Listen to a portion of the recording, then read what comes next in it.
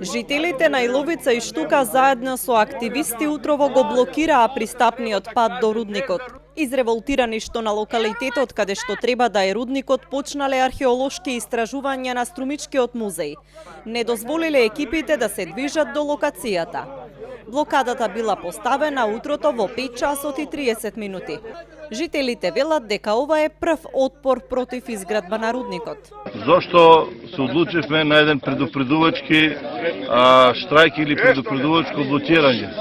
Затоа што сметаме дека истечената концесија на Евромакс ресурси се е доволна причина тие да не действуваат на овој терен. Второ, ги прашуваме официјалните структури на државата дали нема конфликт на интереси кога Евромакс им дава 30-40 нивни вработени да вршат ископини. Дали не е тоа судир на интереси кога знаеме дека музеот треба со собствени работници тоа да го направи, затоа што во интерес е на Евромакс, на концесионерот да не се најде ништо и ние се сомневаме во нивната објективност.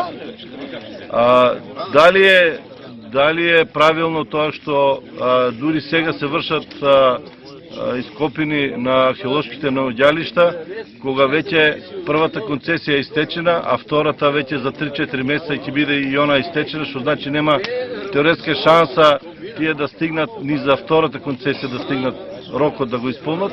И што значи тоа освен иритирање на местното население? Од Завод и музеј Струмица велат дека истражувањата на Огражден започнале на почетокот од овој месец.